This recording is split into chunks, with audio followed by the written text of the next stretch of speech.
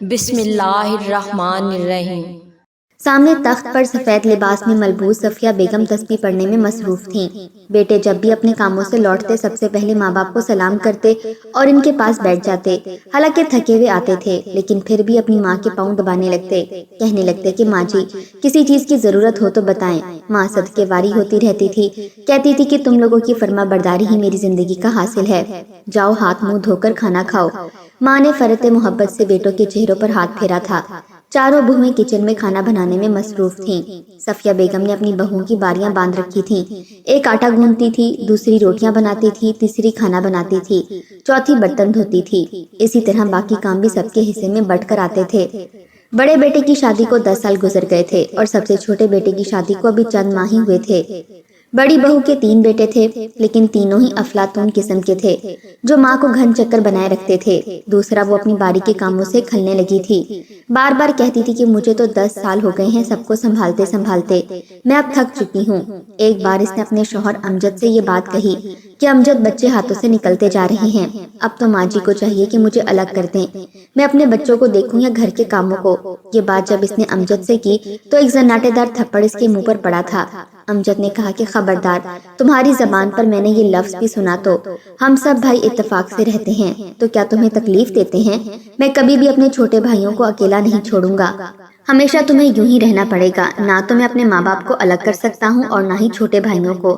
رضوانہ تو یوں تھی کہ اپنے آنسو ضبط کرنا مشکل تھا، بھلا یہ بھی کوئی بات تھی؟ اس نے کون سی ایسی ناجائز بات کہی تھی جسے ماننا ناممکن تھا؟ بہرحال وہ خاموش ہو گئی، لیکن امجد سے پڑنے والا تھپڑ سیدھا اس کے دل پر چھاپ چھوڑ گیا تھا۔ اس تھپڑ کو بھولی نہیں تھی۔ اگلے روز بچوں نے پورے گھر میں دھماکہ چوپڑی مچا رکھی تھی۔ وہ بار بار انہیں ڈانٹ بھی رہی تھی لیکن وہ لوگ گھر پھیلانے اور ادھم مچانے سے باز ہی نہیں آ رہے تھے۔ صفیہ بیگم نے بڑے غصے سے رضوانہ کو پکارا تھا۔ وہ کچن میں کھانا بنا رہی تھی، فوراً سے اپنی دیورانی سے یہ کہہ کر باہر آئی کہ سالن تم دیکھ لو۔ جیسے ہی باہر آئی تو صفیہ بیگم پھٹ پڑی، کہنے لگی ذرا لحاظ تمیز نہیں سکھائی تم نے اپنے بچوں کو؟ ارے یوں تربیت کرتے ہیں؟ مجال ہے جو دادی کی بات کی ذرا بھی اہمیت ہو ان کی نظر میں۔ وہ کہنے لگی کہ ماں جی میں تو بہت سمجھاتی ہوں ان سب کو، لیکن آپ سب کے لاڈ پیار نے اتنا بگاڑ دیا ہے تو میں کیا کر سکتی ہوں؟ امجد کے بیٹے جب پیدا ہوئے تب دوسرے بھائیوں کی شادی نہیں ہوئی تھی، اس لیے سب کی محبت اور پیار کا مرکز بن گئے تھے۔ دادا دادی چاچے سبھی بے تحاشا ان سے پیار کرتے تھے، ان کے منہ سے نکلی ہر بات پوری کرتے تھے، اس لیے بچے ضدی اور خود سر سے ہو گئے تھے۔ اب تو دیور کے بچوں کو بھی مارنے پیٹنے لگے۔ دیورانی بھی منہ بنانے لگ گئی لیکن کہتی کچھ نہیں تھی۔ صفیہ بیگم کہنے لگی رہنے بھی دو، میرے بچوں کی تربیت میں رہ کر تمہارے بچے تمیز تو سیکھ سکتے ہیں، بدتمیزی نہیں۔ دیکھا ہے تم نے میں نے کتنا پیار محبت ڈالا ہے چاروں بھائیوں میں، مجال ہے کہ ہم ماں باپ کے سامنے وہ اف بھی کر جائیں، اور ایک تمہارے بچے ہیں، نہ کسی بڑے کا لحاظ نہ دادی کا، اتنے بدتمیز ہیں کہ خدا کی پناہ۔ ساری تمہاری ہی تربیت کا نتیجہ ہے۔ ارے اپنے گھر سے کچھ تو تربیت سیکھ کر آتی۔ آج کل کے لوگ نہ جانے کیسے ہیں، بیٹیوں کو بھی بنا تربیت کے دوسروں کے گلے میں ڈال کر مطمئن ہو جاتے ہیں۔ ارے بابا یہ کیوں نہیں سمجھتے کہ ایک عورت نے نسل کو تربیت دینی ہوتی ہے، اس کا اصل کام تو یہی ہے کہ وہ آنے والی نسل کی تربیت کرے، اسے انسان بنائے جانور نہیں۔ جن نظروں سے صفیہ بیگم نے رضوانہ کو دیکھا تھا وہ چپ سی ہو گئی تھی۔ اپنی ساس کی تربیت کا منہ بولتا ثبوت اس نے ابھی رات کو ہی اپنی گال پر 5 انگلیوں کی چھاپ کی صورت میں دیکھا تھا۔ اگر تربیت اچھی ہوتی تو امجد بیوی پر ہاتھ نہ اٹھاتا، اس کی جائز بات پر کبھی اسے یوں برا بھلا نہ کہتا۔ اگر الگ نہیں بھی ہونا تھا تو بات پیار محبت سے کہی جا سکتی تھی۔ رضوانہ آنسو پونچھتے ہوئے کچن میں آ گئی۔ دیورانیاں بھی یہ ساری باتیں سن چکی تھیں، کہنے لگیں بھابی برا نہ منانا، لیکن واقعی آپ نے بچوں کو بہت سر چڑھا رکھا ہے۔ کل ہی آپ کے احمد نے میرے بیٹے کو دھکا دے کر زمین پر گرا دیا، یہ کوئی بات ہے؟ میرا 2 سال کا بیٹا روئے جا رہا تھا۔ وہ کہنے لگی کہ میں نے کون سا اپنے بیٹے کو اس بات پر پیار کیا تھا؟ تمہارے سامنے میں نے بھی تو تھپڑ مار کر اسے روکا تھا، میں نے کب ان کی غلط بات پر انہیں ڈانٹا نہیں ہے یا سمجھایا نہیں ہے؟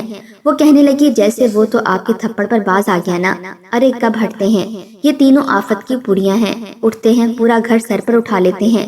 توبہ توبہ، آپ نے ذرا ان کی تربیت پر دھیان نہیں دیا۔ ساس نے اونچی آواز میں رضوانہ کو برا بھلا کہا۔ دیورانیوں کو تو جیسے موقع مل گیا۔ تیسری والی کہنے لگی ویسے اماں جی کی بات سوا آنے درست ہے، اب اپنے شوہروں کو ہی دیکھ لو۔ ارے جب تک دکان سے آ کر اپنی ماں کے پاؤں نہ دبا لیں، ان سے دعائیں نہ لے لیں، مجال ہے کہ کبھی کمروں کا رخ بھی کیا ہو۔ میں تو اماں جی کی بات کی دل سے قائل ہو چکی ہوں۔ तीसरी वाली की शादी को भी साल ही हुआ था, अपनी कोई औलाद थी नहीं और सबसे छोटी वाली तो वैसे भी चंद माह की दुल्हन थी, वो भी अम्मा जी की गुण गा रही थी। सबसे ज्यादा बुराई तो रिजवाना के सर पर आई थी, जिसने जब ससुराल में कदम रखा तो सभी गैर शादीशुदा थे। खाना पीना शुरू से ही बहुत अच्छा था, घर में किसी चीज की कोई कमी नहीं थी सिवाय मुलाजमा के, क्योंकि माँ जी का हुक्म था कि घर के काम सिर्फ घर की बहू करेगी, किसी मुलाजमा को वो रखने के हक में नहीं थी। कहती थी मुलाजमा एक घर की बातें दूसरे घरों में जाकर बताती हैं और आने वाली मासूम सी बहू का दिमाग खराब करती हैं। दूसरे घरों की बातें बताती हैं कि उन्होंने अपनी बहुओं को ये इयाशी दी है, वो इयाशी दी है। आने वाली समझती है कि इसके साथ जुल्म और ज्यादती हो रही है। रिजवाना तो पूरा दिन घन चक्कर बन जाती थी। सारे ही खुश खुराक थे, इसलिए एक शख्स के लिए 4-4 रोटियां बनती थीं। खाना भी बहुत ज्यादा बनता था, फिर सबके कपड़े धोने, झाड़ू पोछा करना, वो बेचारी तो थक जाती थी। फिर दुराने हमल भी इसने काम नहीं छोड़ा था, क्योंकि माँ जी का कहना था कि हमने भी ऐसी हालत में सारे ससुराल को संभाला है। अरे हमल से होना कोई बीमारी थोड़ी है जो बिस्तर संभाल कर बैठ जाओ। रिजवाना ने इसी हालत में 3 बच्चे पैदा किए थे। इसके बच्चे ही घर में सबकी तवज्जो का मरकज थे, इसलिए सभी इन्हें अपने पास बिठाए रखते, इन्हें बाहर ले जाते, बहुत सारी चीजें ले देते।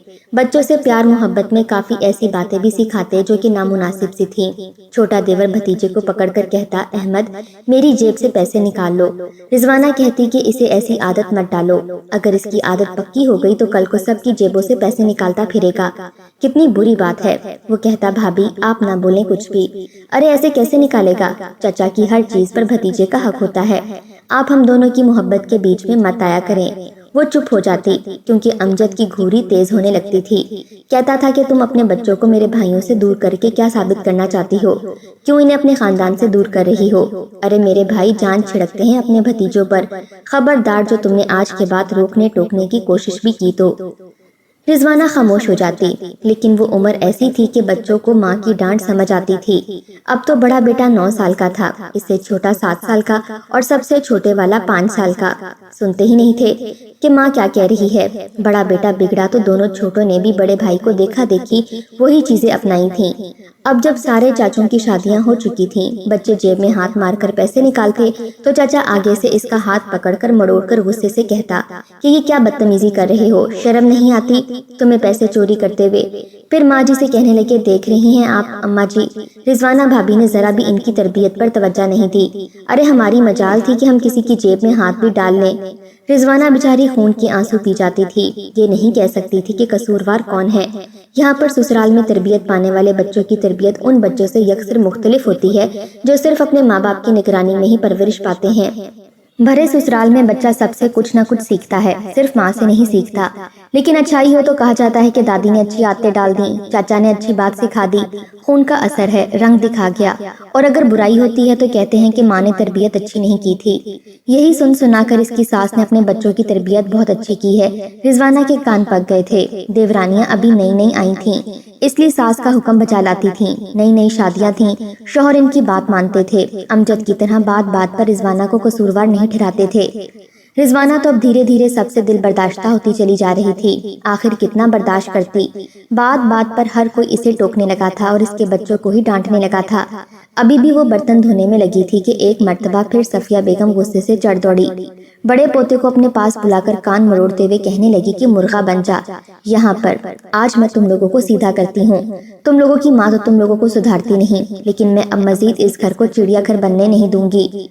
रिजवाना पहले तो खामोशी से बर्तन धोती रही, लेकिन जब इसे अपने बच्चों के चिल्लाने की आवाजें आने लगी तो इससे मजीद बर्दाश्त न हुआ। वो हाथ धोकर बाहर निकली तो सामने इसकी सास सफिया बेगम बच्चे को मुर्गा बनाने के बाद इसकी पीठ पर डंडों की बरसात कर रही थी। बच्चा दर्द से रो रहा था, बाकी दोनों बच्चे भी सहम कर एक जानिब को बैठ चुके थे। दादी को मारने से रोक रहे थे। फिर चिल्लाते हुए रिजवाना के पास आए और कहने लगे कि अम्मी दादी को रोको, वो भाई को बहुत मार रही हैं, भाई को बहुत दर्द हो रहा है, हम दोबारा शरारतें नहीं करेंगे।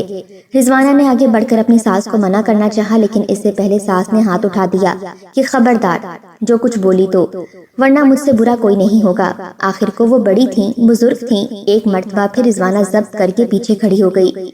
अपने बच्चे को मार खाता देखकर तो इसका दिल टूट रहा था। जब छोटे बेटे ने बड़े भाई को मार खाते देखा तो इससे बर्दाश्त न हुआ।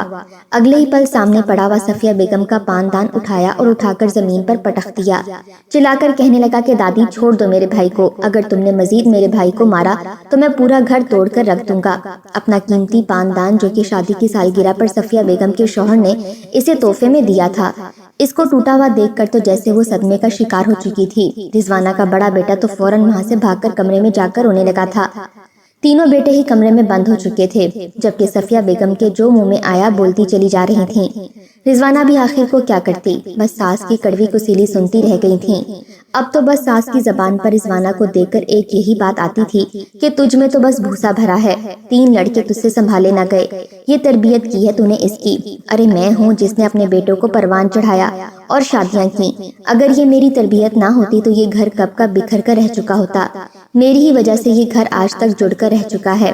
جب رضوانہ نے یہ سنا تو وہ مزید برداشت نہ کر سکی، پہلی مرتبہ ساس کے سامنے زبان چلا کر کہنے لگی کہ بس کر دیں اماں جی، بات تربیت کی نہیں ہوتی، بات ہم عورتوں کی ہوتی ہے کہ ہم گھر کو کیسے چلا رہی ہیں، اپنے مردوں کو کیسے لے کر چل رہی ہیں۔ یہ تو صبح صبح کام کو نکل جاتے ہیں اور رات گئے تک گھر آتے ہیں، سارا گھر ہم سنبھالتے ہیں، اگر شوہروں کے آنے کے بعد ہم تھوڑی سی اونچ نیچ کر دیں تو گھر بکھر کر رہ جائے گا۔